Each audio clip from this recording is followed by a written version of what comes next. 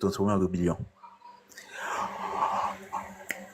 En 2010, où on a fait un forcing pratiquement pour mettre tout le monde dedans, hein, on a eu 3000 morts à la fin. En 2015, il n'y a pas eu de véritable participation parce que tout le monde était engouffré dans le RADP. En 2020, les gens ils ont encore exclu pratiquement parce qu'il y a d'autres qui ont voulu considérer que le troisième mandat était illégal. Donc il y a d'autres qui sont retirés pratiquement dans ce lot en formant la CNT.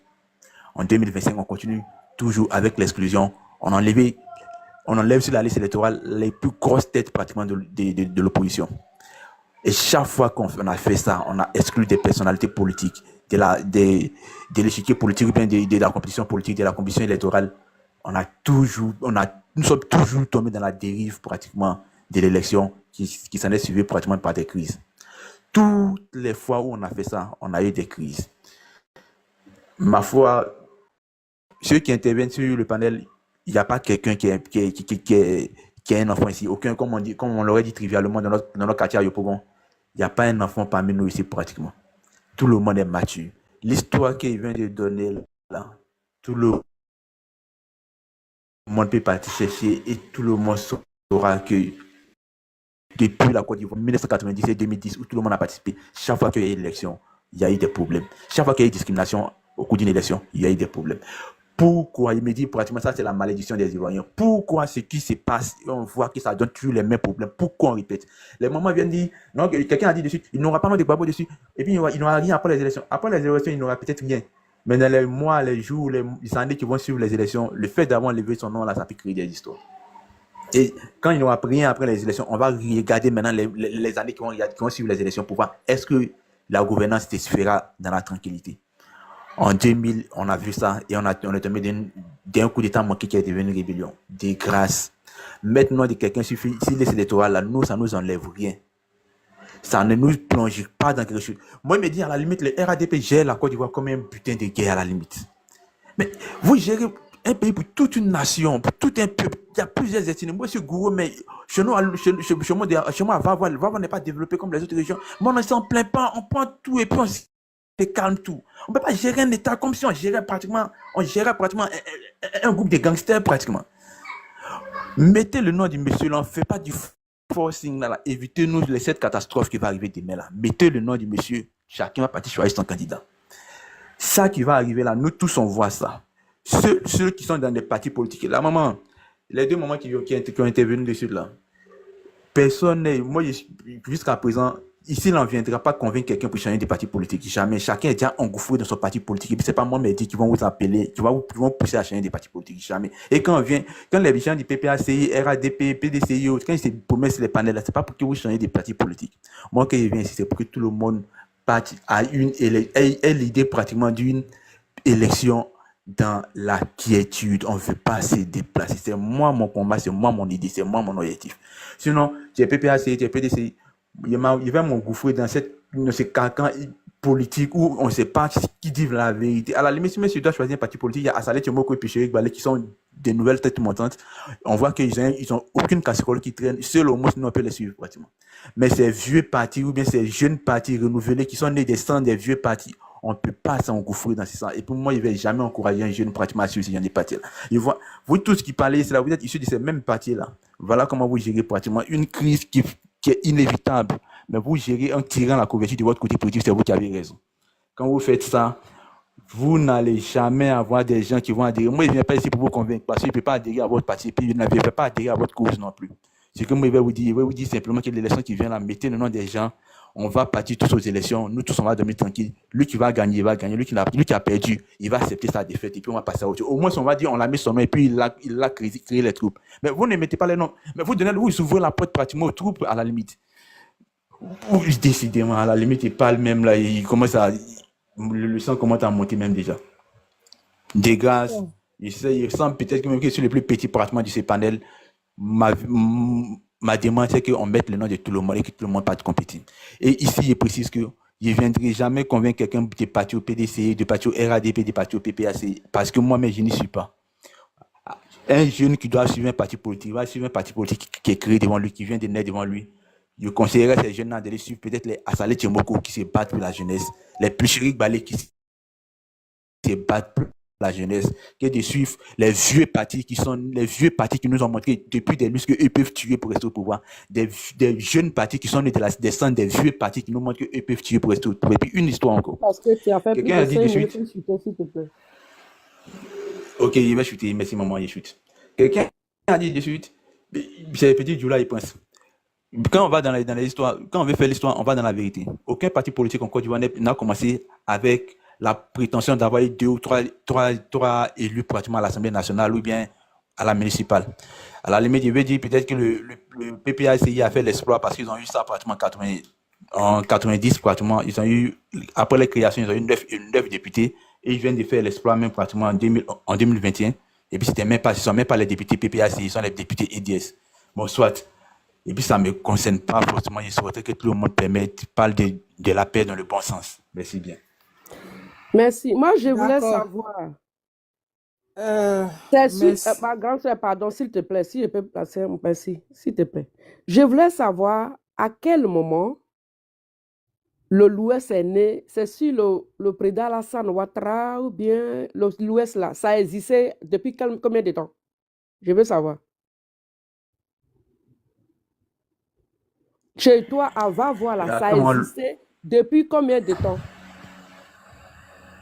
Va voir-tu exister avant qu'elle devienne même pratiquement. Voilà. Cette culture-là, il n'est pas la date, mais elle est toujours existée. Oui. Et avant que le président Alassane Ouattara ne vienne au pouvoir, c'est qui empêchait ces cadres-là de travailler dans ta région? Parce qu'on a comme l'impression que c'est Alassane Ouattara qui a empêché les cadres de ta région de travailler. C'est qui les a empêchés? Quand il a dit pratiquement que telle région n'est pas développée. Vous avez dit qu'il y a la misère, que Alassane Ouattara au pouvoir, rien ne va là-bas. Mais avant, là, c'est qui empêchait le travail, le développement là-bas? Avant l'arrivée d'Alassane Ouattara. Parce que jusqu'à preuve de contraire, je ne sais pas de quelle va vous parler, je ne sais pas de quelle région vous parlez, mais on a eu, depuis 1960, on a eu notre indépendance. Et ça veut dire que c'était près de 50 ans. C'est-à-dire que près de 50 ans, si ces gens-là voulaient travailler, ils allaient développer l'Ouest. Ils ont eu des cadres, ils ont eu 2 présidents, ils ont eu des cadres. S'ils voulaient développer, s'ils voulaient créer des emplois, s'ils voulaient investir, ils auront le fait. Ils auront tout le temps.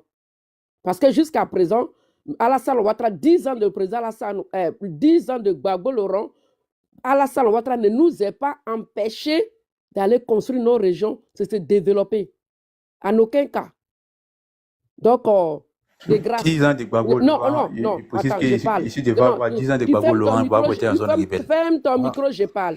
Après, si tu veux, tu auras ta deuxième prise de parole. Mais je parle à tous ceux qui nous écoutent pour dire que on a fait plus de 60 ans en Côte d'Ivoire, on a eu notre indépendance. Alassane Ouattara a fait 14 ans au pouvoir.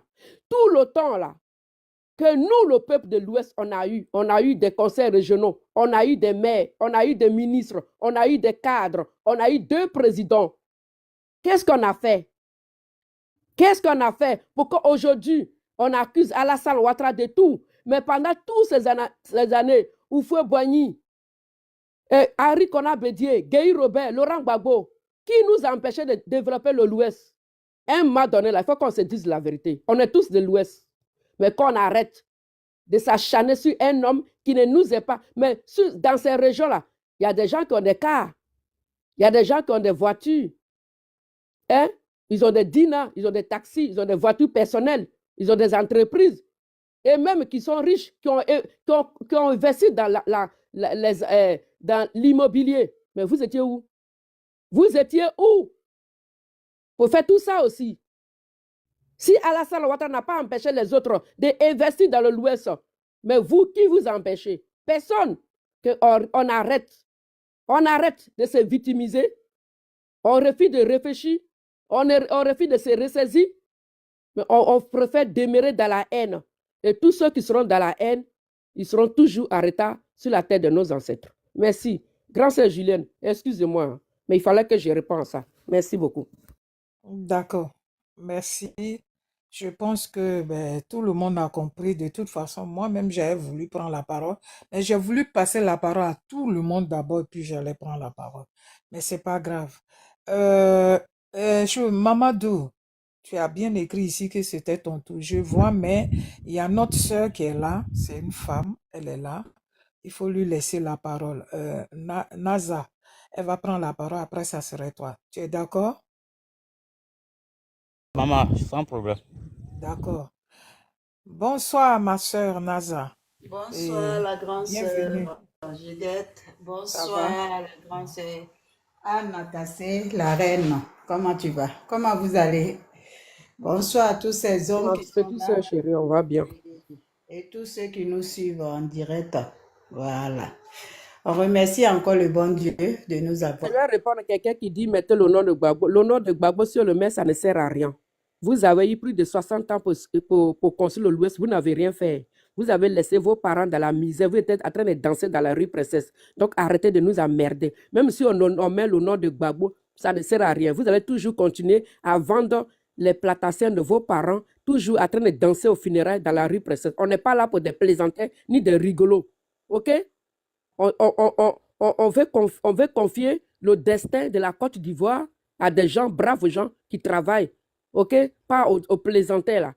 La vie ne tourne pas autour de Laurent Gbagbo. Si vous pensez que Gbagbo Laurent est votre Dieu, allez-y l'adorer dans vos villages et arrêtez de nous emmerder. Merci, la grande sœur Anne Cassé. Tu as là un médicament. Ah, Dieu merci, que Dieu te bénisse. Seigneur Jésus. Vraiment. Naza, vous prenez Vraiment, que Dieu En te fait, pardonne. Naza, excuse, hein. Quand je me Vas-y. repose, c'est elle qui prend. Quand je prends, elle se tait. Je ne sais pas comment Dieu nous a créés.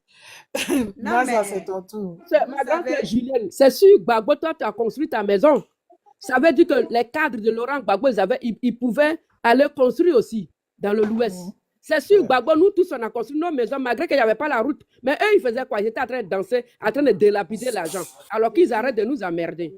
Qu'ils arrêtent de nous emmerder. Il y a des gens, quand le papa, la maman n'a rien foutu pour construire leur vie, ils s'apprennent au président. Mais le président Alassane Ouattara n'est pas vos papas, vos mamans. Vous avez cru que dans la danse, dans l'amusement, en buvant de grosses bières, votre vie allait être construite. Mais c'est trop tard. Et arrêtez de nous emmerder. On n'est pas responsable de tout votre malheur. OK? Si vous voulez aller vous suicider pour Gbagbo, allez vous suicider ou bien allez-y l'adorer. Ne viens pas nous distraire. Merci. Naza, tu peux prendre la parole. Merci. oui, merci, c'est gentil encore. Voilà, félicitations les filles. Vous savez, c'est quand on nous dit deux fois que ces enfants ont leurs cheveux enterrés, dans des Canaries au Bénin, souvent je crois quoi. Parce que je ne peux pas comprendre le nombre de corps que nous avons comptés en Côte d'Ivoire. Ça veut dire depuis le nom de Koudou Laurent Gbagbo a apparu dans la politique ivoirienne. Moi, je ne fais pas de bilan positif. C'est pourquoi quand on leur demande un bilan avant qu'on continue, ils n'arrivent pas. Ils bèguent, les lèvres tremblent. Tu les vois, ils transpirent en même temps. Parce que quand on veut faire le bilan de ces présidents-là, pour Koudou Laurent Gbagbo même a été tellement zéro, on n'a même pas de chiffres à donner. Mais en perte de vie, tu vas compter. Ça veut dire jusqu'au temps de Félix Houphouët-Boigny, des biens personnels.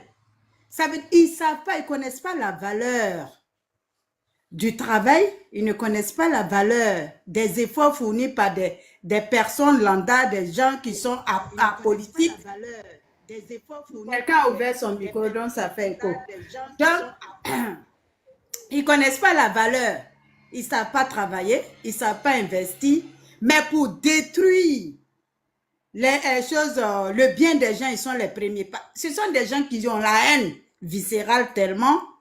Si vous voyez qu'ils veulent forcément qu'on mette le nom de Gbagbo Laurent sur la liste, Gbagbo Laurent, Alassane Ouattara n'est pas juge. Ou bien, Gbagbo Laurent l'a embauché pour qu'il soit son avocat. C'est lui qui doit faire le procès de Gbagbo pour dire il doit donner un casier vierge à Gbagbo Laurent. Gbagbo Laurent, avant qu'il ne rentre de l'AE, il savait ce qu'il attendait. Mais tellement c'est un monsieur qui n'est pas discipliné, qui ne respecte aucune loi. Parce que chez lui, la Côte d'Ivoire, là, c'est lui qui vient avant la Côte d'Ivoire. Il vient avant tous les Ivoiriens. Ça veut dire si lui, son nom n'est pas quelque part, les Ivoiriens ne doivent pas respirer. Mais non, on vous dit 2025 là, c'est une année où on va changer. Le dossier là, ça va tourner. Les feuilles vont tourner. Parce que quand vous regardez la Côte d'Ivoire aujourd'hui, l'image même que la Côte d'Ivoire projette, c'est de bannir la médiocrité. Les jeunes qui veulent se sacrifier là, allez-y vous sacrifier, mais ça ne sera pas sur la terre de nos ancêtres aussi. La Côte d'Ivoire. Parce que quand tu te dis c'est la terre de ton ancêtre là, déjà quand tu viens une fois au pouvoir pour un mandat, ton pouvoir sera dérangé ou pas dérangé, au moins mets quelque chose que l'on puisse se souvenir positivement de toi. Lui-même dans sa famille politique, la division, c'est pas croyable. Il peut même pas réconcilier sa famille politique. Ses deux femmes, ses enfants, mais ce sont eux qui veulent venir donner quelque chose de positif aux Ivoiriens et la Côte d'Ivoire. On vous a confié la Côte d'Ivoire pendant 10 ans. Vous avez eu la partie utile. Mais la partie utile, là, qu'est-ce que vous avez fait de bon? On vous dit on veut le bilan de ça seulement. Vous transpirez.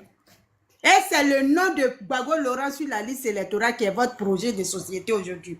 C'est ça qui va mettre quelque chose dans le panier de la ménagère. Vous criez tout le temps. Les gens ont faim. C'est le fait de mettre le nom de Gbagbo Laurent sur la liste électorale de force ou de gré qui va nourrir les Ivoiriens ou bien qui va changer la vie des Ivoiriens ou qui va construire quelque chose à maman ou qui va vous donner du travail. Parce que toi, même si tu veux donner un sens à ta vie, tu ne vas pas t'asseoir et puis rêver seulement qu'on mette le nom de Gbagbo Laurent sur la liste. Parce qu'il était sur la liste à un moment de la vie en Côte d'Ivoire. Toi, ça n'a rien changé dans ta vie.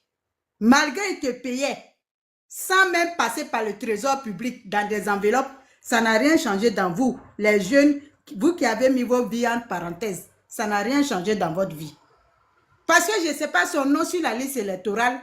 Si c'est ce qui va reloger les gens que vous prétendez qu'ils dorment dans des cimetières, parce que c'est vous, rien ne bouge en Côte d'Ivoire tant que le nom de Gbagbo Laurent n'est pas sur la liste. Et Gbagbo Laurent, il dit comme on dit, ils ne font plus partie de la CEI. Mais ça fait quelle fumée? Ça n'a même pas allumé quelque chose en Côte d'Ivoire. Pour vous dire que, avec vous et sans vous, la Côte d'Ivoire demeure. Voilà. Avec vous, ça veut dire les gens qui font trop de bruit inutilement là. Les tonneaux vides qui font du bruit là. Vous êtes dedans, vous n'êtes pas dedans, la Côte d'Ivoire avance. Parce qu'on ne vous a pas attendu pour construire, comme on dit, un pont en Côte d'Ivoire. On ne vous a pas entendu pour construire quelque chose aujourd'hui où tout le monde quitte dans le monde entier, venir voir les merveilles. Donc, pour vous dire, quand il parle de la CEI là, ces députés flafla qui sont à l'Assemblée nationale là, son fils même là, qui disent à son fils de rendre son tablier. Ça peut profiter, une place là, ça peut profiter à une autre personne qui croit à ce qui se passe en Côte d'Ivoire, qui croit à nos, comme on dit, nos institutions. Ça veut dire vous ne créez rien, mais vous pensez que quand vous posez un acte médiocre, les gens doivent trembler. Les gens ne vont pas trembler. Les gens n'ont plus que... Les gens vous ont vomi. Vous n'avez pas compris? On fait du bruit que pour voir du sang couler. On fait des tapages que de voir du sang couler. Après là, ça rime à quoi? Que des sacrifices. Tout ce vacarme vous faites là, nous on sait que c'est encore venu rajouter sur les 3000 Diouf là. Et comme nous savons ça, nous à la base, nous sommes en train de préparer la conscience de la jeunesse pour dire Gbagbo Laurent là, quand il est parti, il est revenu avec une femme, il a divisé, il a divorcé la femme de son combat avec celle qui l'a tout fait, un homme qui n'est pas reconnaissant avec la femme qui lui a donné des enfants, et qu'il lui-même, il est prêt même à délaisser ses enfants, ça, cet homme-là, vous voulez confier le destin, vos destins, hein? Sinon, ce n'est pas le destin des enfants de la Côte d'Ivoire. Parce qu'il ne peut rien créer en Côte d'Ivoire. Toujours des proverbes, toujours des propos qui peuvent pousser des gens. Ça n'a rien créé en Côte d'Ivoire. À son temps, il a tout fait. Marcher, il n'a pas pu construire dans son village natal. Ça, on dit un fils de son pays. Ça, on dit un fils de sa région. Et vous ne voulez pas vous réveiller. Ne vous réveillez pas. Ne vous réveillez pas. Vous allez vous réveiller. Le moment où vous allez vous réveiller, la Côte d'Ivoire là va vous dépasser vous-même. Et vous n'aurez même pas, vous avez vendu vos terres. Actuellement, vous avez petit tabouret. Arrivé un moment là, vous n'aurez même pas de tabouret pour vous asseoir. C'est ça qui va faire pitié. Dans votre jeu, vous êtes dedans. Je laisse un peu la parole et puis je reviens encore. Ces enfants-là, les sacrifiés là, on les regarde. Franchement, que Dieu protège les jeunes et puis on avance. Allons seulement avec ceux qui veulent du progrès pour les Ivoiriens, pour la Côte d'Ivoire. Sinon, ces tonneaux vides là, on est fatigué de... Ils ne créent rien. D'accord, à tout à l'heure. Merci, ma soeur Naza. Merci beaucoup. Merci beaucoup. Et on va être toujours là pour pouvoir sensibiliser. On ne va pas baisser les bras. Maintenant, si leur jour, leur mot d'ordre qu'ils attendent là, nous on attend sans paix, on va voir. On va finir avec ça pour de bon. Merci beaucoup. Adam, Raphaël, ma soeur, bienvenue sur le panel. Bonsoir. Mamadou, c'est à toi de prendre la parole. Merci bien, maman Julienne. Vraiment, merci à toutes nos mamans qui sont sur ce panel. Et vraiment, j'ai pris Dieu qui vous donne longue vie et puis que vous ne baissiez jamais les bras. Parce que ce que vous êtes en train de faire, ce n'est pas à minimiser. Même si vous pensez que, bon, peut-être c'est du bénévolat, peut-être ça ne donne pas ses fruits, mais vous ne savez pas combien de bien vous faites aux gens, surtout aux enfants. Maman Kass a dit quelque chose tout à l'heure, que lui, il n'en veut pas à ceux qui sont en train de s'agiter et autres. Hein. C'est-à-dire qu'il s'en prendra à l'État de Côte d'Ivoire si l'État ne prend pas ses responsabilités. Effectivement, parce que les gens là, bon, ceux qui s'agitent là, ils pensent que, bon, c'est parce que nous, personnellement, moi, je suis dans la même ligne que maman Anne Kass. Nous sommes dans un État structuré, où toutes les institutions fonctionnent. Nous, on s'est dit, si ils ont pu ébranler l'État de Côte d'Ivoire, mais c'est que l'État a failli, et l'État a échoué. Et c'est à l'État qu'on va s'en prendre. Raison pour laquelle, jusqu'à aujourd'hui, on en veut à M. Laurent Gbagbo. Parce que il était le... Ouais, merci d'avoir regardé la vidéo. Likez, commentez et n'oubliez pas de s'abonner. Ciao, ciao.